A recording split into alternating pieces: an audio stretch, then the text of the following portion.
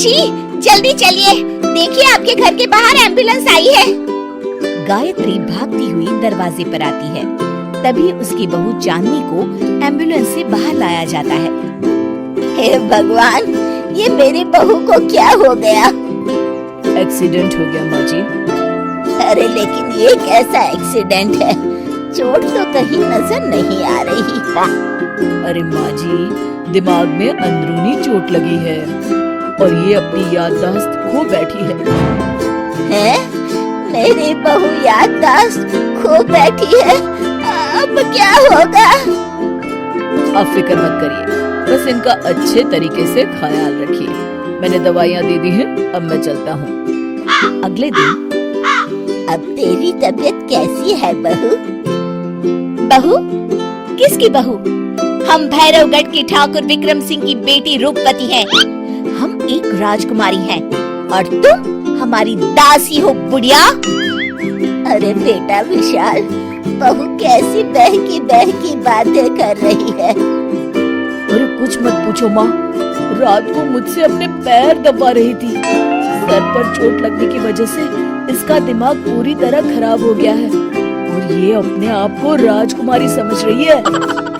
तभी वहाँ चांदनी आ जाती है। तुम दोनों यहाँ क्या खुसुर-फुसुर कर रहे हो? कहीं तुम दोनों मिलकर हमारे खिलाफ कोई षड्यंत्र तो नहीं रच रहे हो? हम तुम्हारा सर तलवार से उड़वा देंगे, समझे? अरे नहीं नहीं राजकुमारी जी, हम तो आपके सेवक हैं। भला हमारी इतनी हिम्मत? कहिए, आपने यहाँ हॉल में आने का कष्ट कैसे किया? हमें बहुत भूख लगी है। ए दासी, जल्दी से हमारे लिए भोजन का प्रबंध करो। आज हम शाही कबाब खाएंगे। विशाल अपनी माँ को चांदनी की बात मानने के लिए इशारा करता है। ठीक है राजकुमारी जी, मैं अभी आपके लिए भोजन लेकर आती हूँ। इस तरह विशाल और उसकी माँ ना चाहते हुए भी चांदनी की जी हजूरी में लगे रहते हैं। लाओ माँ, जल्दी से मेरा टिफिन दो, मुझे देर हो रही है। अरे ठहर जा, जरा दम तो लेने दे मुझे।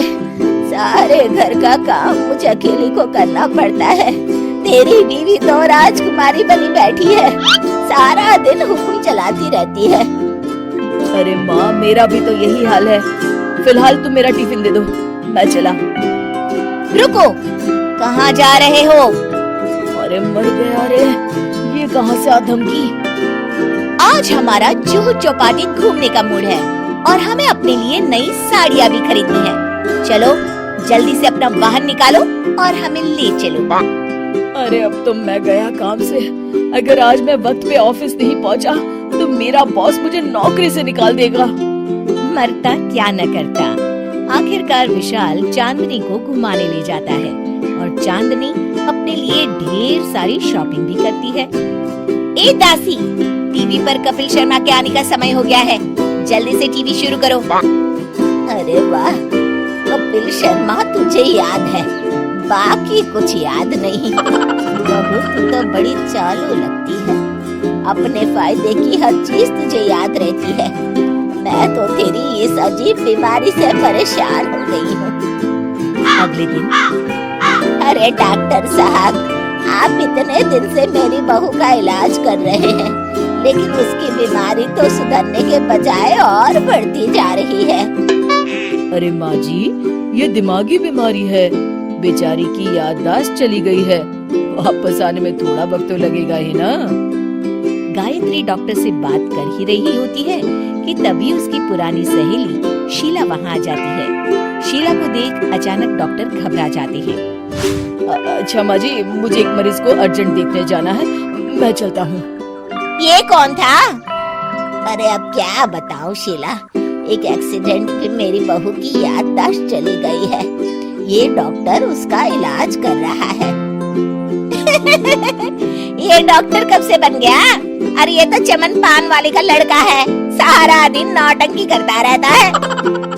अच्छा तो ये बात है, अब मैं समझी।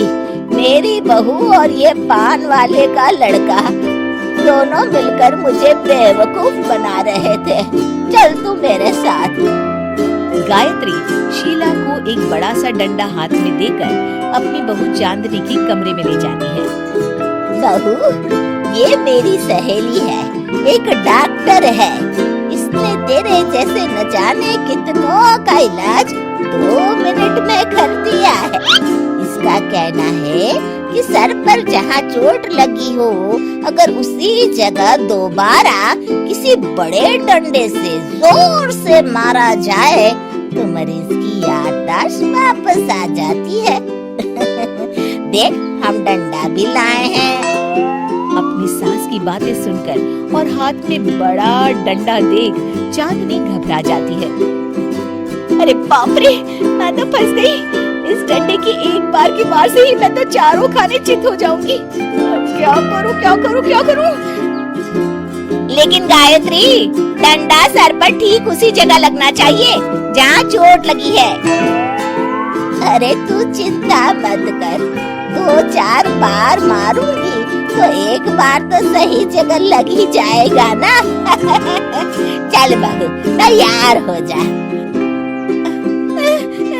अरे नहीं नहीं माँ जी, मुझे मत मारिए। दरअसल घर के काम करने से बचने के लिए मैंने ये सब नाटक किया था। मुझे माफ कर दीजिए, मैं कान पकड़ती हूँ। दोबारा ऐसी गलती कभी नहीं करूंगी।